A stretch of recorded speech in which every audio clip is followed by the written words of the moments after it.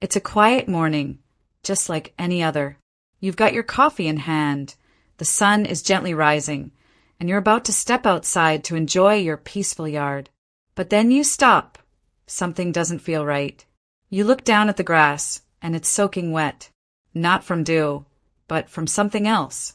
There are puddles scattered across your lawn, and the soil is softer than it should be. You glance over at your water meter, spinning wildly. Something's off. You don't have kids. You don't have roommates. You live alone. So why does your yard look like it's been drenched in the middle of the night?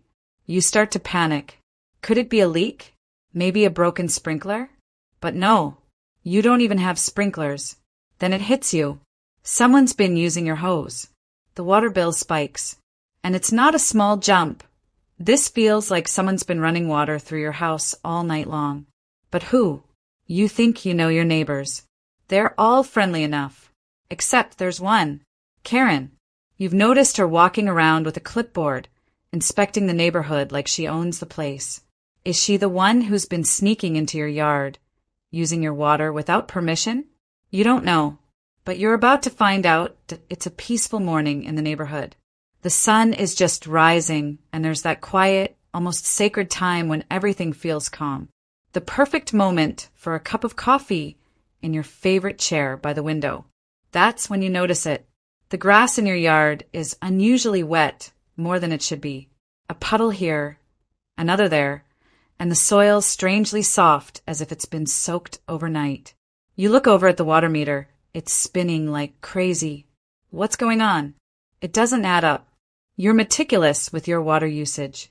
You're a responsible homeowner. You've been taking care of your lawn for years, and you keep an eye on your bills. So where is all this water going? Maybe the sprinklers are malfunctioning.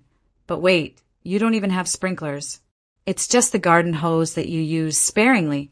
The confusion starts to build. Something doesn't feel right. Something's off. The worst part, you have no one to ask. You don't have kids who might be playing outside. No roommates sneaking into the yard to water secret plants, and definitely no garden gnomes creating underground watering systems. You live alone. And yet, here you are, standing on the doorstep of a mystery you didn't ask for. The worst part, no one seems to notice or care until the bill comes, and now it's clear. Someone has been using your water. But who? Suspense builds as you start to piece things together. Could a neighbor be behind this? It's not like people tend to borrow garden hoses around here. But what do? Do you confront someone or just let it go? That's where the story begins, and that's the hook for your audience. Something small like a hose is creating this ripple effect. You've been unknowingly dragged into a drama, and now it's time to figure out who's responsible and, more importantly, how to stop it. And then you meet Karen. No, not the kind of neighbor who bakes pies and brings them to your door. Oh no, Karen is a whole different breed. She moves in, and almost immediately, she starts marching around the neighborhood like she's been crowned queen of the block. She doesn't just move in and live her life. She becomes involved. But not in the nice, friendly way. No, she has a clipboard, and she inspects everything from the shade of green on your shutters to how tall your grass is, even if it's within the confines of the HOA rules. At first, you think, okay, she's new. Maybe she's just figuring things out. But then she starts making demands. She complains about your neighbor's yard, insists that another neighbor trim their trees, and even tells the mailman he parks too close to her mailbox. It's clear that Karen is not the type of person to mind her own business. She's become the neighborhood watchdog, but not in a helpful way. Instead, she's taken it upon herself to be the authority on what everyone should be doing with their own property. But it doesn't stop there. Karen's need for control grows more invasive, and soon you notice her walking past your yard every day, clipboard in hand, inspecting everything, taking notes like she's building a case against your lawn. Something about it feels unsettling. You've never had an issue with neighbors until now, and this person doesn't seem to understand that boundaries exist. And that's the problem. She started crossing those lines, one small step at a time. The emotional hook here is that Karen isn't just a problem for one person. she's a problem for the entire neighborhood. For those who've lived in peace for years, her entitled attitude becomes a source of frustration. But there's something even deeper at play here. Karen represents a larger issue. She's a reminder that when people believe they have the right to take control or intrude, it's up to you to stand up for your rights. So, how does someone like Karen expect to get away with using your water without permission? And what do you do when someone else's sense of entitlement threatens your peace? Then, one fateful day it happens. You come home, groceries in hand, and there she is, Karen, in her floral blouse and oversized sun hat, dragging your garden hose across your yard like it's hers. She's casually hooking it up to a pressure washer, getting ready to clean her porch without a care in the world. Your blood runs cold. Is she really doing this right now? At first, you're shocked. No, you didn't ask for permission. You didn't even know she was interested in your hose. But here, she is, taking it without asking, using it like it belongs to the entire neighborhood. It's in that moment that something snaps. You're not just frustrated, you're furious. This is an invasion of privacy, an invasion of your personal property. You've worked hard to get to where you are, and now someone is acting like they have the right to take whatever they want just because they can. And the worst part? She doesn't even have the decency to be embarrassed.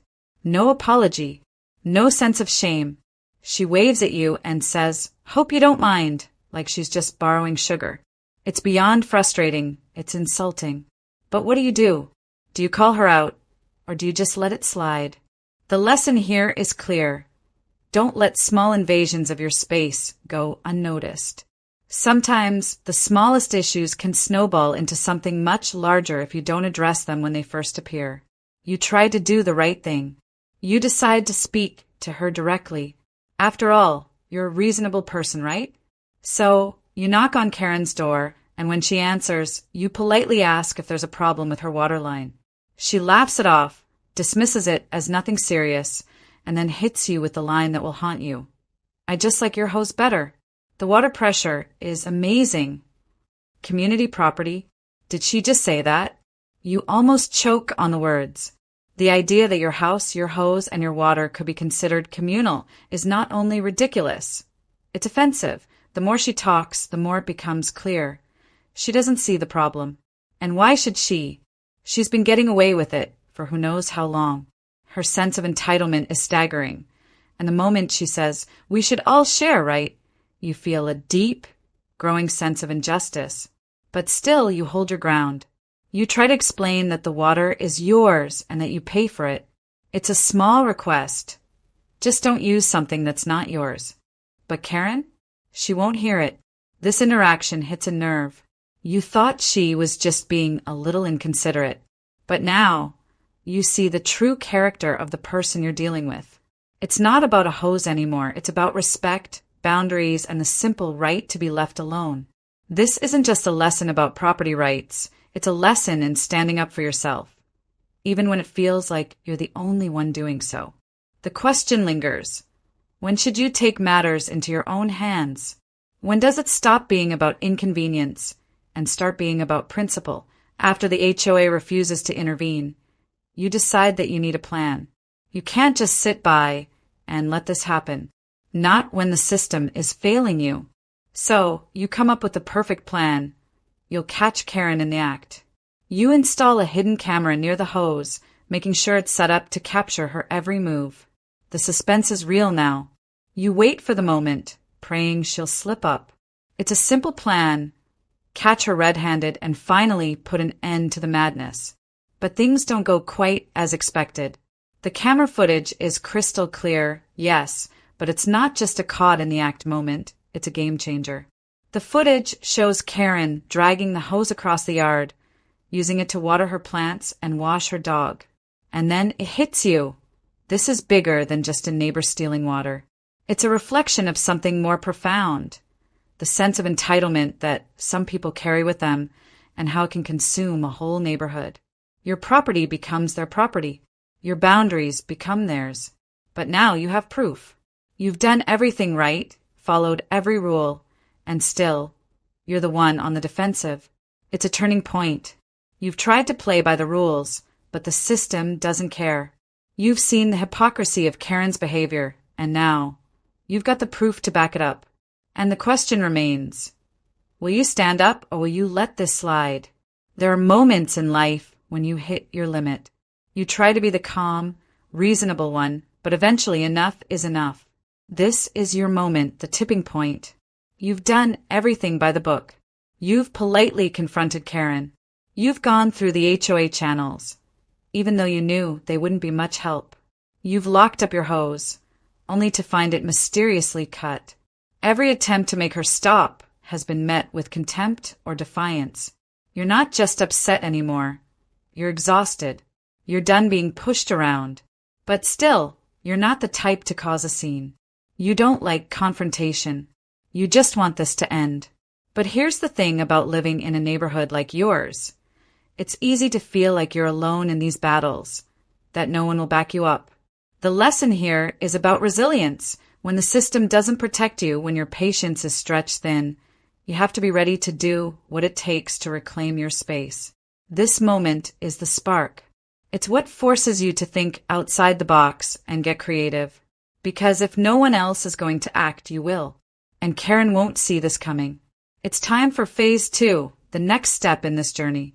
It's time to stop being passive and to take control of your situation. The suspense here builds as the protagonist makes the decision. No more waiting. No more hoping. It's time to get even.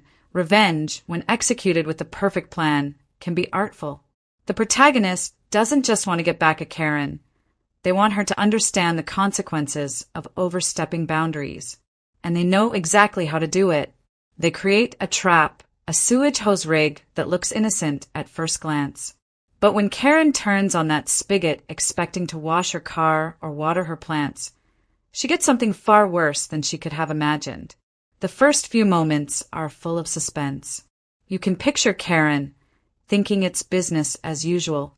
She's used your water countless times before. She's convinced she's untouchable. But what she doesn't know is that your hose is now hooked to a sewage tank. It's the perfect payback, hidden, effective, and unforgettable. The plan plays out perfectly as the thick, dark liquid bursts forth, hitting her and everything in sight.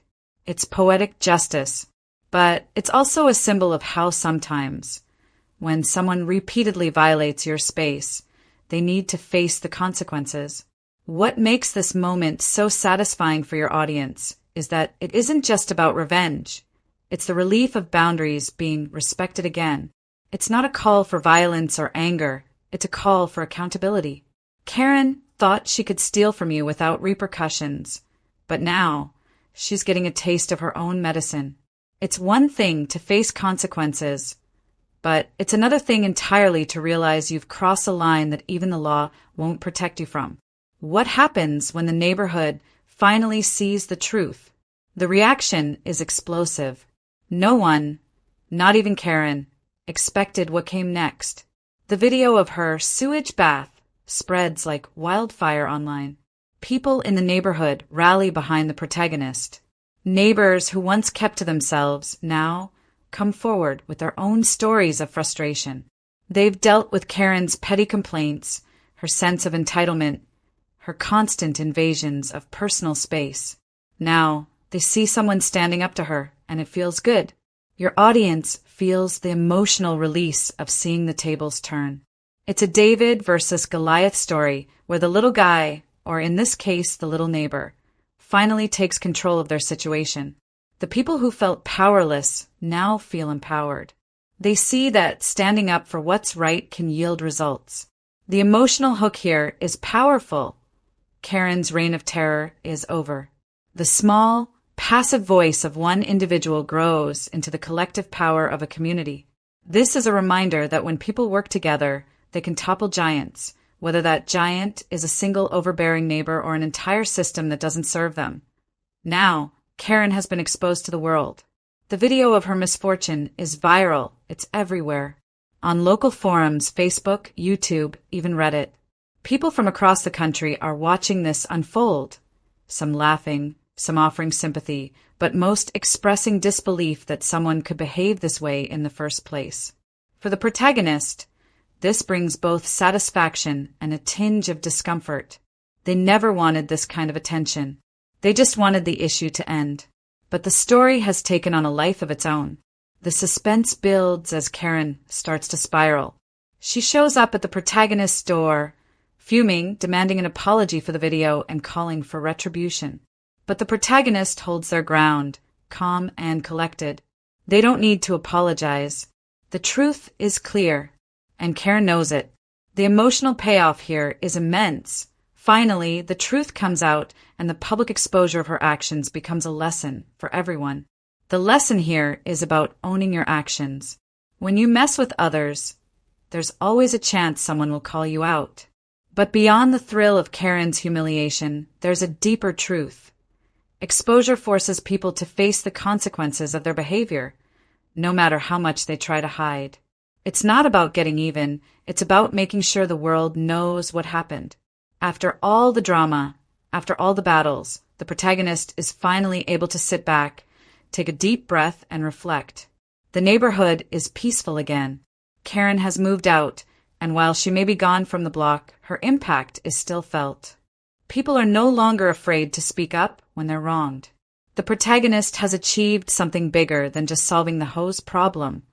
They've restored a sense of order in their community. The lesson in this moment is simple but profound. True peace comes when you stand firm, even in the face of adversity. You didn't need to become a hero or fight for glory. You just needed to protect what was yours and show others that standing up for yourself is always worth it. The hook for your audience is emotional, a return to the quiet, peaceful moments that everyone desires. But the protagonist's experience has left them wiser. They know now that sometimes taking a stand isn't just about the big wins. It's about the small victories that lead to real peace. And as the protagonist waters their tomato plant, they know that they've done the right thing for themselves and for the neighborhood.